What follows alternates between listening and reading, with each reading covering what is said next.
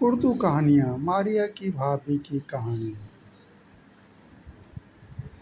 ماریا کی بھابھی۔ دوستو، بعض اوقات انسان کسی کو دیکھے جانے اور ملے بغیر بھی اس سے بلا وجہ کا بیر باندھ لیتے ہیں۔ ایسا ہی بیر مہرین نے بھی پال رکھا تھا، اور کسی کے خلاف، بالکل ایک انجان ہستی کے خلاف جس سے کبھی ملنا تو درکنار، وہ اس کی شکل و صورت سے بھی واقف نہ تھی۔ وہ ہستی تھی ماریا کی بھابھی۔ ماریا کون؟ ماریا اس کی کلیگ تھی، مگر دونوں میں خاص حد تک دوستی کا رشتہ پروان چڑھ چکا تھا۔ دراصل ماریا کی زبانی اس کی بھابھی کے بارے میں بہت کچھ سن سن کر وہ ان سے متنفر ہو گئی۔ ایسا بھی کوئی کٹھور دل اور متکبر ہو سکتا ہے بھلا کہ اپنی بیمار ساس کو نگاہ اٹھا کے بھی نہ دیکھے؟ آخر وہ اس کے شوہر کی ماں ہے، مہرین سوچتی۔ 10 بج چکے تھے، ماریا ابھی تک دفتر نہیں پہنچی تھی۔ مہرین کو پریشانی ہو رہی تھی۔ ماریا نے کوئی اطلاع بھی نہیں دی تھی۔ ابھی تک مہرین اسے فون ملانے لگی۔ ہاں یار، پہنچ رہی ہوں، بس آدھے گھنٹے میں۔ کال ریسیو کر کے ماریا نے بس اتنا کہا اور فون بند کر دیا۔ السلام علیکم۔ مہرین پوری توجہ سے کام میں مگن تھی۔ جب اسے ماریا کی آواز سنائی دی تو مہرین نے فوراً کرسی گھما کر اس کی طرف رخ کیا، جو میز پر اپنی چیزیں رکھ رہی تھی۔ کہاں رہ گئی تھی یار، بندہ ایک ٹیکسٹ ہی کر دیتا ہے۔ مہرین نے شکوہ کیا۔ کہاں رہنا تھا، میں آج پھر چھٹی پر تھی۔ امی کو صاف ستھرا کر کے ناشتہ کروا کر آ رہی ہوں۔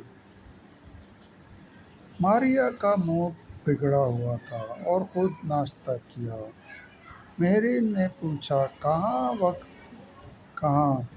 وقت ہی نہیں ملا، ماریا نے کہا۔ اچھا تم بیٹھو، میں تمہارے لیے کافی اور سینڈوچ منگواتی ہوں۔ مہرین کا اس پر ترس آیا جو اکثر ہی بغیر ناشتے کے آفس آ جاتی تھی۔ بھابھی کہاں تھیں تمہاری؟ کہاں ہوتی ہیں؟ سو رہی تھیں مزے سے۔ اس نے کبھی نیچے اتر کر دیکھا ہے اتنی صبح جو آج آ جاتی؟ ماریا نے تلخی سے کہا۔ اچھا چلو، موڈ ٹھیک کرو۔ مہرین اس کے لیے کافی اور سینڈوچ لینے چلی گئی۔ ماریا کی امی وہیل چیئر پر تھیں۔ ان کو سنبھالنے کے لیے ایک بندے کی ہر وقت ضرورت ہوتی تھی۔ ماریا سب سے چھوٹی تھی۔ 2 بھائی ملک سے باہر تھے۔ ایک بھائی اور بھابھی اپنے 2 بچوں کے ساتھ ان کے گھر کے اوپر والے پورشن میں رہتا تھا۔ اس کی بھابھی نیچے کم ہی آتی تھی۔ اس نے ساس کی قطعاً کوئی ذمہ داری نہیں اٹھا رکھی تھی۔ جس دن میڈ چھٹی کر لیتی، ماریا کو اپنی امی کو سنبھالنا پڑتا اور وہ چڑچڑی سی ہو جاتی۔ امی پتہ نہیں کیا چیز ہے یہ ماریا کی بھابھی بھی۔ بندہ ساس سمجھ کر نہ سہی، انسان سمجھ کر ہی کو شرم و لحاظ کر لیتا ہے۔ مہرین نے آج ہونے والا سارا واقعہ امی کے گوش گزار کرنے کے بعد کہا۔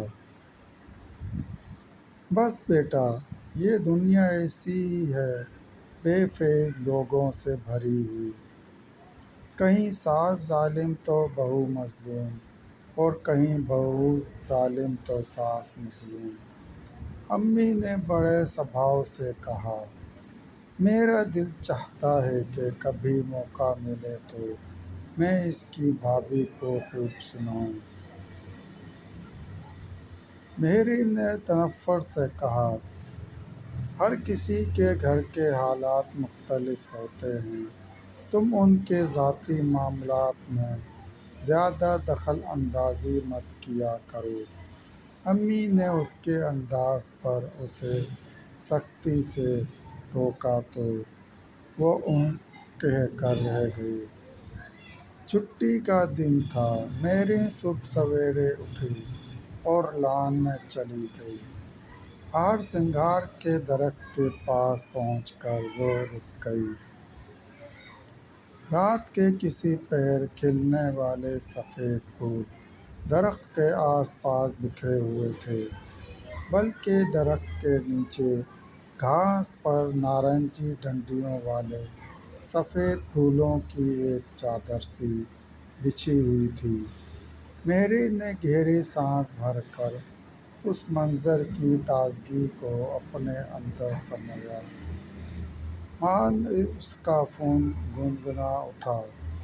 ماریا کی کال تھی۔ اس کی امی وہیل چیئر الٹنے سے گر گئی تھیں اور وہ انہیں اسپتال لے کر گئی تھی۔ شام کو مہرین امی سے اجازت لے کر ماریا کی امی کی عیادت کے لیے اس کے گھر گئی۔ آج اگر ماریا کی بھابھی سے میرا سامنا ہوا نا تو میں انہیں جتا ضرور دوں گی کہ ان کا طرز عمل غلط ہے۔ اس نے خاصی تلخی سے سوچا۔ ماریا کی امی کا حال چال پوچھ کر وہ کمرے سے باہر آئی تو ماریا اسے لاؤنج میں بٹھا کر اس کے لیے چائے بنانے چلی گئی۔ السلام علیکم۔ ایک نسوانی آواز پر سر اٹھا کر دیکھا تو سامنے ایک ڈاکٹر صاحبہ کھڑی تھیں۔ مہرین سمجھی ماریا کی امی کو چیک کرنے آئی ہوں گی۔ ماریا، مگر انہوں نے تو وہیں کھڑے کھڑے ماریا کو آواز دی، یہ امی کی دوائیاں ہیں، رات کھانے کے بعد دینی ہیں۔ میں ابھی ان کا بلڈ پریشر چیک کرتی ہوں، پھر اوپر جا کر بچوں کے لیے کھانے کا کچھ انتظام کروں گی۔ تم امی کو دوائیاں دے دینا۔ رات کے لیے میں نے ایک نرس کا بندوبست کر لیا ہے، وہ سب دیکھ لے گی، تم فکر نہ کرنا۔ ماریا نے ان کے ہاتھ سے دوائیاں پکڑ لیں تو وہ اس کی امی کے کمرے میں چلی گئی۔ یہ کون تھیں؟ مہرین نے پوچھا۔ میری بھابھی صاحبہ، ماریا نے طنز بھرے انداز میں کہا تو مہرین جیسے شرمندگی کے گہرے سمندر میں غرق سی ہوئی۔ وہ تو ماریا کی بھابھی کو ایک عام سے گھریلو عورت سمجھتی تھی جو بس سسرال والوں کی مخالفت میں جتی رہتی ہے۔ ماریا، یہ تو ڈاکٹر ہیں۔ مہرین کے منہ سے بے اختیار نکلا۔ اس کے اوپر ایک چادر آن گری تھی اور وہ حیرت کی چادر تھی۔ ہاں تو کیا کروں؟ ڈاکٹر ہیں تو بس۔ ابا کو شوق تھا ڈاکٹر بہو لانے کا۔ ماریا کا لہجہ ہنوز جلا کٹا تھا۔ یار، تم جس طرح ان کا ذکر کرتی تھی میں تو انہیں کوئی بہت ہی فارغ سست قسم کی خاتون سمجھتی تھی۔ یہ تو بیچاری خود اتنی مصروف ہوتی ہوں گی، اسپتال کی سخت ڈیوٹی، بچوں کی دیکھ بھال، پورے گھر کو سنبھالنا، پھر بھی تمہیں ان سے شکایت ہے۔ مہرین کو تصویر کا دوسرا رخ نظر آیا تو اسے اپنی سوچ پر افسوس ہوا۔ ہاں تو کیا کریں، عورت کو سسرالیوں کی خدمت تو کرنی پڑتی ہے، بھلے وہ جہاز ہی اڑاتی ہو۔ مہرین کو ماریہ کی سوچ پر سخت افسوس ہوا۔ اس کے دل میں ماریہ کی بھابھی کے لیے نفرت کا تناور در حقیقت کی ہوا کا تھپیڑا کھاتے ہی گر گیا تھا۔ ماریہ، ہم لوگ بھی بہت دوگلے ہیں۔ ہمیں ڈاکٹر بہو بھی چاہیے اور پھر ہم اسے سسرال میں ذرا سا مارجن بھی نہیں دیتے، انسان ہونے کا مارجن بھی نہیں دیتے۔ ہم چاہتے ہیں کہ وہ میڈیکل کے میدان میں جھنڈے بھی گاڑے اور گھر پہ جھاڑو پونچھا بھی کرے۔